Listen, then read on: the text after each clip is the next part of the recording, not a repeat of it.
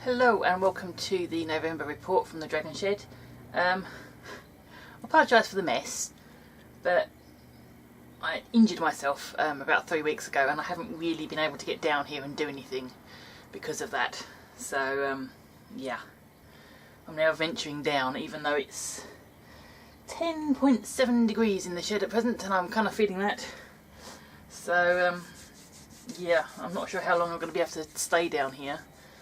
I don't want to exacerbate my injuries too much, but I need to get some things done. So yeah, I was intending to be pretty much out of the shed by now, but I've got 3 or 4 projects to finish and then got to clear down for kind of shut down anyway, so not ideal.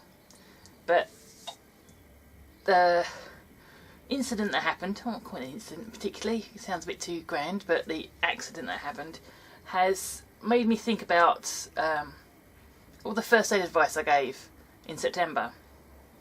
It was all about how to treat somebody you find, how to treat, you know, a friend or a family member who is injured, not necessarily how to not hurt yourself, essentially, how to look after yourself. So I can subtitle this report as First Aid for the Lonely.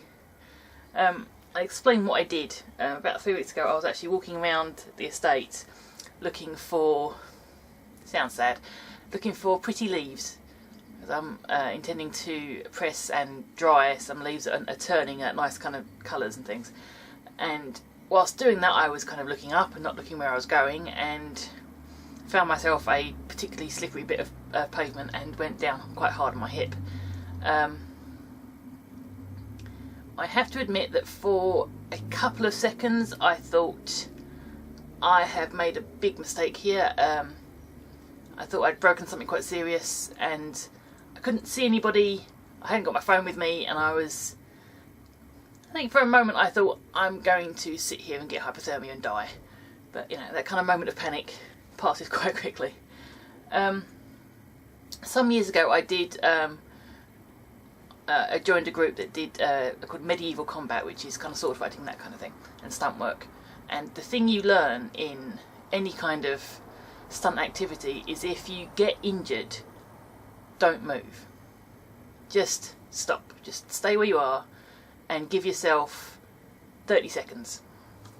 And that's kind of what I did. I stayed where I was and I gave myself 30 seconds just to let everything kind of settle, because in the immediate aftermath of an injury, all your brain's just filled with pain and what the hell have I done and all that kind of thing. So give yourself 30 seconds just to settle, and then ask yourself a question, or ask your feet a question. Can I feel my feet? Can I move my toes? Yeah, that's good. Okay, can I move up? Are my ankles good? Yep. Move up again. Knees? Yep. Hips? Not so much. I had a moment of thinking I've broken a hip, but I didn't hear a crack. And a break feels different. I assure you it feels different. So I hadn't broken anything, but I continued my survey up. I understood that something was wrong with my hip, and I kind of continued the survey up. My chest is fine, my shoulders are fine. There is a risk when kind of landing hard that a shockwave comes up your spine and does something to your head or your neck. So I gently moved my head, couldn't hear any strange noises or anything, didn't have any pins and needles, so pretty much everything was fine. So that's the way to approach an injury. If you've injured yourself, you've fallen off something, give yourself a couple of seconds to panic and then send a survey down your body just to check everything's alright. I don't know if it's my generation more than anyone else, but we were taught if you fall over and get hurt, just get up, just carry on, which is all well and good, but the chances of you then having an injury because you get up too quickly are quite high. One of my school teachers was playing squash and ran into a wall. Felt a little dazed, but carried on. And then at 1-2 o'clock in the morning, he woke up unable to move because he'd managed to actually break or dislocate his spine and do himself an injury, but it hadn't appeared necessarily until he'd stopped. So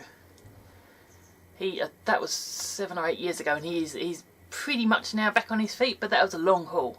So don't hurt yourself by rushing. If you fall over, just give yourself a couple of seconds just to run a survey.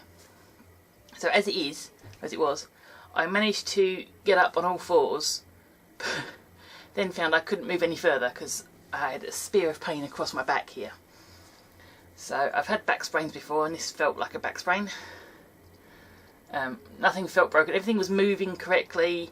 There wasn't kind of pain or movement necessarily, it was all muscular. So I'd shuffled to a fence and crawled up a fence to get standing, and then shambled home like an old lady. That's pretty much where I've been the last 2 weeks. I've been able to put videos online because they're all filmed already, because I've been quite good at getting ahead. I'm now completely behind, but never mind. So I've spent the last 3 weeks probably overdosing myself on painkillers, but I've got to a point where I've got full movement back. I've got some pain, but nothing like I had. I didn't actually go to hospital. I debated whether or not I should actually get myself checked out, but in terms of back pain, all they're going to do is tell me to do what I was already doing, so I decided not to bother. But I think I went down quite heavily because I'm quite heavy, so that added to everything. But it's taken the best part of 3 weeks to get to a point where I can come and sit down here and be comfortable in about 10 degrees. But I'm well wrapped. I've got a heat pack on my back here, so that should keep me going for a while. So I want to get my projects finished as much as I can this week, and then shut down. Excuse me, Magpie. And then shut down the shed until the new year. How rude. So yeah, that is why last week's video wasn't the character boxes I promised. It was something else I was actually holding on for New Year. But I like the pond video. That was an interesting box to make, a set of boxes. So yeah, this month, all being well, and whether or not I can actually stay down here for long enough to finish, I've got character boxes to finish that I was going to do last week. So I've only got them 2 lumps of wood at present, so that's going to get sorted out. Although I don't need to hand sand anymore because my parents have bought me a little sanding thing. So yay! Should hopefully speed up the process, but I think I'm only going to be able to get one of the boxes done. I plan to have 20 odd, but I don't think that's going to happen. I think I'll get one done and I'll leave the rest for the new year. So that's that should hopefully be out today, if you know what I mean. I'm filming this on Monday, so see if it happens on Wednesday. And then next week I've done soup.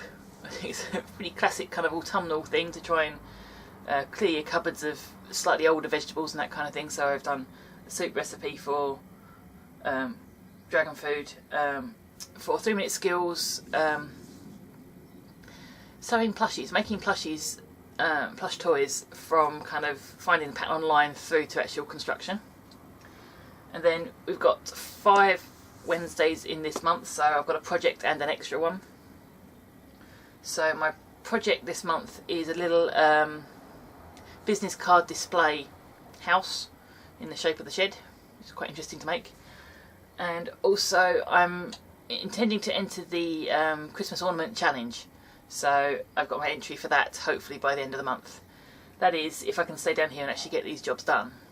So I'm going to get on with some stuff, and hopefully I should have another video up hopefully within the next 20 minutes from this one. So yeah, watch this space for character boxes. See you in about 20 minutes.